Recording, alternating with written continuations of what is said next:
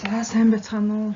Өнөөдөр би та бүхэнд судлагдхууны багийнхан буюу одоо баг бүрийн судлагдхууныг хариуцсан гишүүдэд зориулсан чиглүүлэг ингээд бэлтлээ. Гэхдээ энэ бол заавал юм байхыг бол та бүхэн тулгахгүй. Та бүхэн өөрсдөө энийг чөлөөтөө сонгоод хийж болно. Зүгээр жишээ харуул бас жоохон та бүхэнд төхөмтэй байх болов уу гэж бодож хийлээ. За өнөөдрийн энэ танилцуулгыг та бүхэнд хоёр чиглэлээр бэлдсэн байгаа.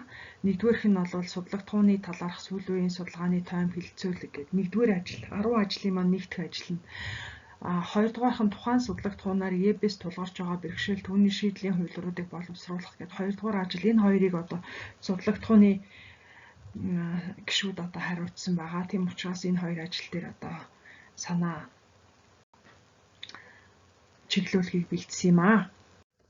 За судлагдхууны талаарх сүүлийн үеийн судалгааны тойм хилцүүлэг гэдэг дээр за би жишээлбэл математикийн багш дээр жишээ авъя гэж бодож байна. За тэгэхээр сүүлийн үеийн судалгааны тойм математикийн шинжилгээ ухаанд сүүлийн үед ямар одоо олт амжилтууд гарч байгаа юм бэ гэдэг дээр ингээд сонирхоод үзэхээр 2019 оны 10 онцлог үйл явдал гэж зарлагдсан байна. Тэгэхээр энэ 10 онцлог үйл явдлыг ингээд харж байхад бас сонирхолтой зүйлүүд их олон байж байна. За энэ 10 онцлог үйл явдал дээр одоо хэд хэдэн одоо таамаглал бодлогууд шийдэгдсэн байна. Жишээлбэл одоо римний таамаглал дэвшил гарсан гэж байна. Тэр наран цэцгийн таамаглалыг шийдсэн гэж байна. За тэр Рамсегийн онолыг бол бас шинжилж ингэж юу яасан байгаа. Шийдлийг гаргасан зүйл бол байж байгаа. Мөн одоо тэр хавдрын судалгаан дээр бол бас их олон амжилт гарсан жил байсан гэж 2019 оныг нэрлсэн байна. За тэр хоёрдугаар онцлог үйл явдал буюу тэр 3 кубын нийлбэр гээд Японы тэгштгэл дээр x куб дээр нэмэх нь y куб нэмэх нь z куб тэнцүү k гэдэг энэ тэгштгэл дээр бол нэг бүхэл тоон шийдийг бол олсон байна. Энэ бүхэл тоон шийдийг олохдоо бол суперкомпьютерийг ашиглаж маш олон цагийн туршид бодолт хийж гаргаж ирсэн байж байгаа. Би энд хариуг нь бичсэн байж энэ тэр маш олон оронтой энэ 3 тооны кубүүдийн нийлбэр нь бүхэл тоо гарч байгаа юм байна. 42 гарч байгаа шүү гэсэн. За энэ одоо миний энэ харуулж байгаа энэ дүрслэл бол энэ Японы оригами буюу цаас урлалын тэр киригами гэдэг энэ одоо төрлийг энэ одоо хувилбарыг одоо математикаар шийдсэн одоо томьёог нь гаргаж ирж ингэж шийдсэн юм шийдлийг харуулсан байна. За тэр 9 дугаар ажил буюу тэр шинэ квадрат тэгштэглийг бодох шинэ томьёог бол гаргасан байж байгаа. За тэр 10 дахь онцлог үйл явдал нь болохоор тэр энэ одоо Керен гэдэг эмэгтэй бол математикийн нэлээд томоохон шагналын тоонд ордог Apple-ийн шагналыг бол хүртсэн байгаа. За тэгээд энэ онцлог үйл явдлуудын талаар та нар илүү дэлгэрүүлж үзвэл тэр одоо миний дээр бичсэн байгаа вебсайт нь л ороод үзээрэй. За би одоо энэ дотроос та бүхэнд сонирхолтой байж магадгүйгээд тэр 9 дугаар онцлог үйл явдал буюу тэр квадрат тэгштгэлийг бодох шинэ аргыг одоо нэлээд дэлгэрэнгүй.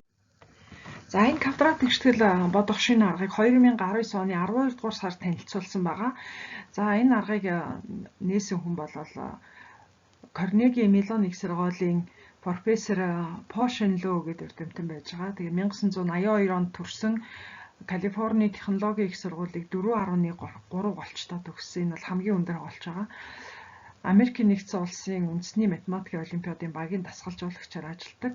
Түүний хамгийн сүүлийн үеийн одоо ололт амжилт бол энэ Novid гэдэг аппликейшнийг зохиосон байгаа. Энэ бол COVID гэдэг үгний одоо эхний үсгийг солисон байгаа. За тэгээд энэ аппликейшнийг утсан дээрээ суулгаснараа өөрийнхөө явсан одоо замыг тэмдэглэх. За дээрээс нь бас эргэн тойрондоо өөрийнхөө харьцаж байгаа хүмүүст одоо халдвар авсан хүмүүс байгаа эсхийг илрүүлэх ийм одоо аппликейшн байгаамаа.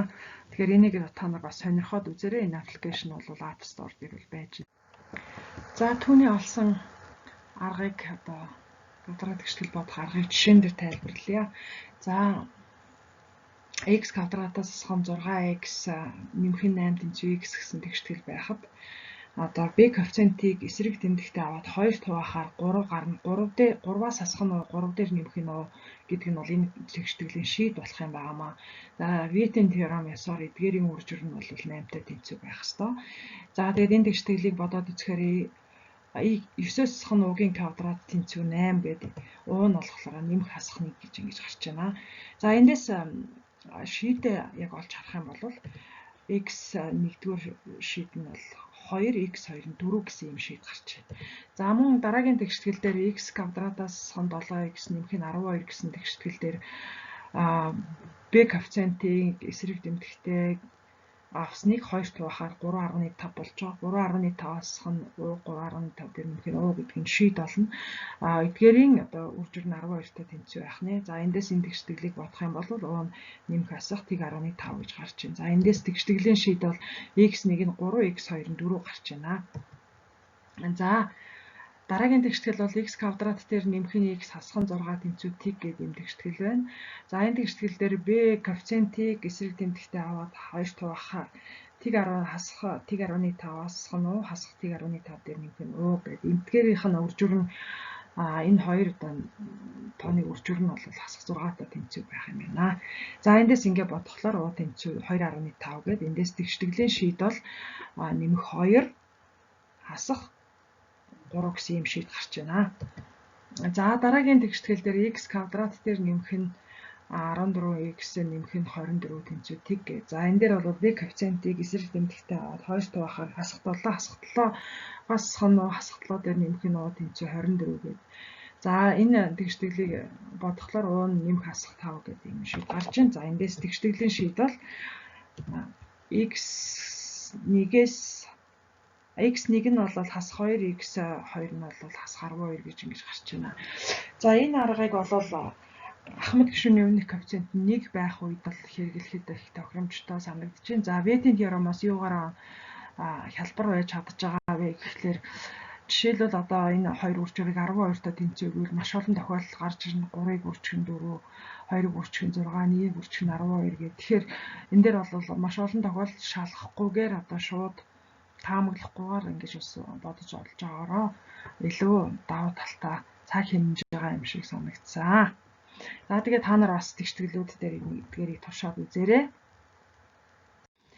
За мөн одоо энэ юуны математикийн шинжлэх ухааны сүүлийн үеийн одоо 2020 оны одоо онцлог шин чанар бол ерөнхийдөө энэ COVID-19-ийн тархалтыг одоо математикаар тооцоолж байгаа маш олон оролдлогууд гарсан байгаа. Та бүхэн бас энийг сонирхоод үзээрэй. Жишээлбэл одоо энэ Нямбаяр гэдэг судлаачийн одоо хийсэн энэ юу бол юун дээр байж байгаа. Google-ээс хайхаар гараад ирнэ. Та бүхэн ингэ сонирхоод үзээрэй. За тэгэхээр энэ бүгдийг ингээд өөрийнхөө хэмжээнд та бүхэн одоо ямархуу дэвшил гарч байгаа сүүлийн үеийн судалгаа хаашаа чиглэж байгааг нь сонирхоод дараах ажлыг хийж болох юм аа гэж ингэж бодож байна. Өөрөө тэрийг бол суралцаж өөрийнхөө ажил нэвтрүүлэх. За жишээлбэл одоо квадрат тэгштэглийг бодоход эрх шин аргыг өөрөө сайн суралцаад сургалтандаа хэрэглээд үр дүнгийн тооцох. За математикийн багш нарын багаараа хэлэлцэж ярилцах гэх мэтчлэнгийн ажил байж болох юм.